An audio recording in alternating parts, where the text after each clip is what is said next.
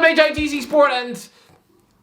Yeah, of course! Listen, Aston Villa are homewreckers. It's as simple as that. Go on, stick on a pair of stilettos and slap on some lipstick because that is exactly what you are now. And John Terry was a man who just had Chelsea in his heart. The epitome of a one-club man, right? Well, except now he's all confused. He's conflicted because now he's also got a strong affinity for Aston Villa. Where did that come from? Whereas before, the man actually rejected offers from Swansea because he couldn't bear the thought of playing against Chelsea in the Premier League. And yet, 6 months ago, this man was gladly sitting in the dugout at Villa Park watching Chelsea lose 6 feet away from his nose with a big smile on his face. Yes, his personal life seems to be a confusing Hollywood script. I mean, I only skimmed the headlines 10 years ago, but I don't think I probably understood the story. I'm still not sure if he and Wayne Bridge shared the same wife. I don't know, I don't care, but at least with his professional life, it was pure, uncomplicated Chelsea blue. Not anymore. Now he's randomly got a soft spot for Villa Park. Christ, his son is probably taking down bedroom posters of Drogba to replace them with Jack Grealish. See, it's confusing. Similarly, Steven Gerrard. Yes, I know he moved to the MLS and Scotland, but in England, there's only ever been one club for him, right? Nah, again, Villa are attempting to worm their way into his heart. You know what you are. You're like the disruptive vulture of a woman who turns up to a funeral with a bottle of red wine and 2 tickets to see Disney on Ice. Yeah, I think he'd rather bury his wife than, spend a Wednesday night sitting beside you watching Woody do a pirouette with Bo Peep. What are you gonna do next? Try and sneak into the DMs of Francesco Totti? We're about to witness Steven Gerrard travel to Anfield next month and doing everything he can to make Liverpool lose. I'm sorry, but for 40 years of life, Liverpool winning the Premier League was literally this man's life purpose. And now he's actively trying to trip them up. Suddenly, it's his goal to deprive them of 6 points a season. Doesn't that just feel all sorts of wrong? He is a professional hell-bent on personal success. So that man is going to be doing everything in his power to stop Liverpool winning a game of football. It just feels weird. It's like hearing that ant has strangled Deck in the bath. I mean, let's be honest, they definitely take baths together. Bye, lads. Try and hit 550,000 subscribers as soon as possible if you're new here and you want to join that journey, be an absolute legend and slap that big fat red button in the teeth. You'd be the greatest person on the planet. Anyway, back into the video.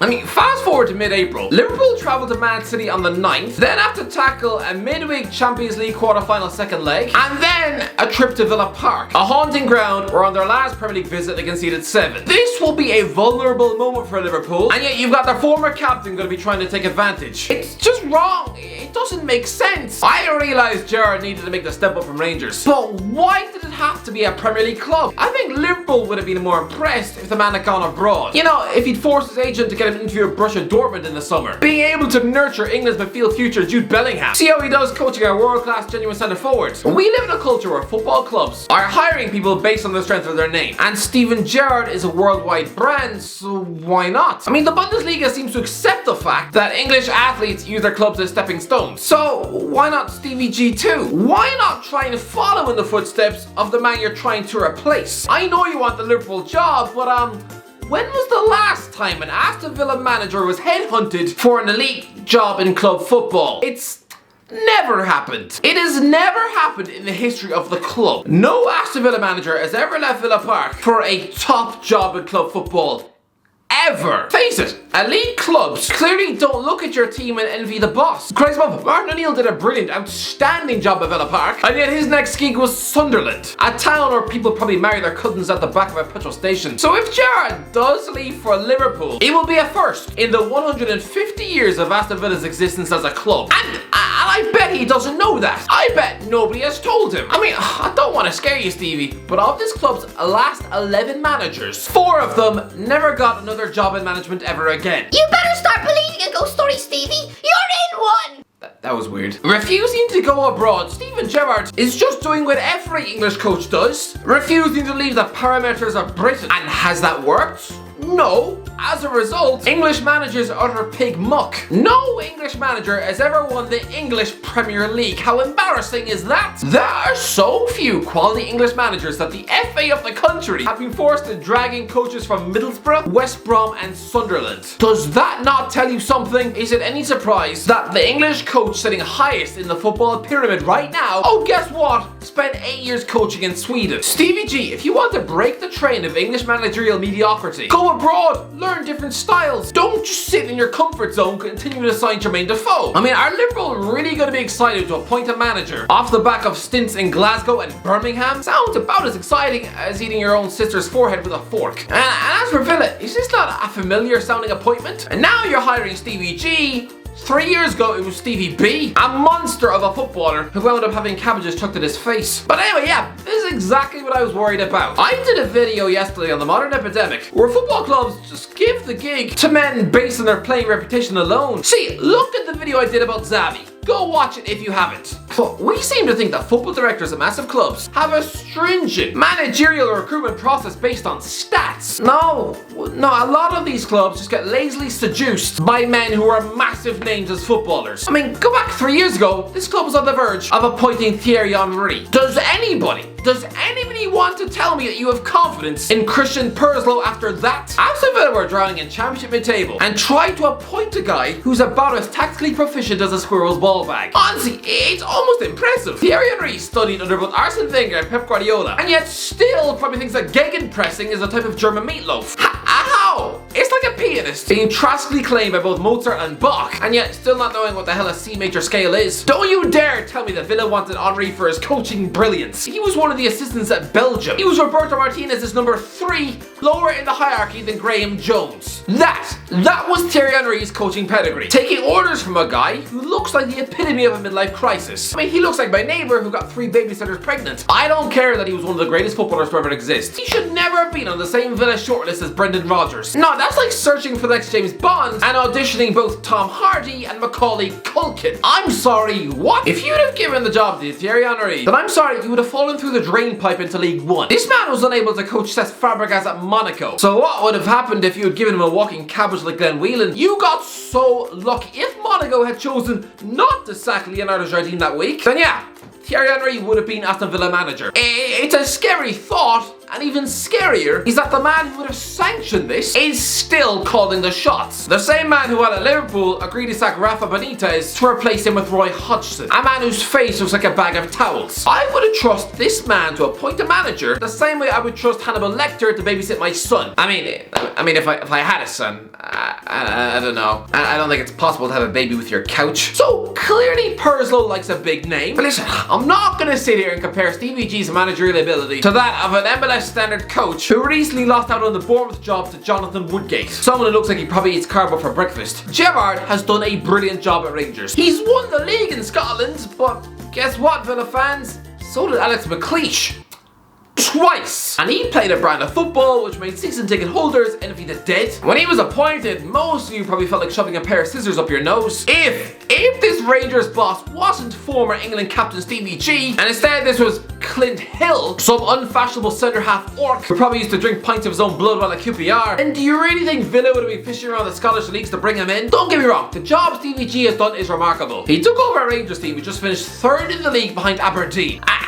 And it was a risky job. Steven Gerrard is the face of Liverpool, a club who have a weird connection with Celtic. So seeing him as the face of Rangers, it was weird. I mean, when I went to school, there were plenty of people who supported both Liverpool and Celtic. So I'd imagine seeing Stevie G in the opposing dugout in the Old Firm. Oh, these men must have been so conflicted. They wouldn't have known how to feel. It's been like walking in on your dad whilst he's wearing a miniskirt and high heels. You don't know whether to laugh or to puke Weetabix all over your feet. But listen, he went there, made some shrewd signings, stopped Celtic doing 10 in a row, but not only that, he did it without losing a single game. He just created the Scottish Invincibles. Not only that, but he still found time to top the Europa League group ahead of Benfica. They played 13 games in European football last season and only lost once. It's really an incredible job. But will the Villa fans take to Gerrard? They say this is a match made in heaven. No. Because you're going from Dean Smith, a boyhood Villa fan, to someone who I remember demanded that Aston Villa's club captain forced through a move. For Gareth Barry to move to Liverpool to better his career. While on England duty together, Gerrard was like that angry little devil on his shoulder, urging Barry to throw the Villa captaincy in the bin. I'm good friends with Gareth off the pitch and I'm desperate for us to sign him. He's a good player. When you talk about strengthening the team and the squad,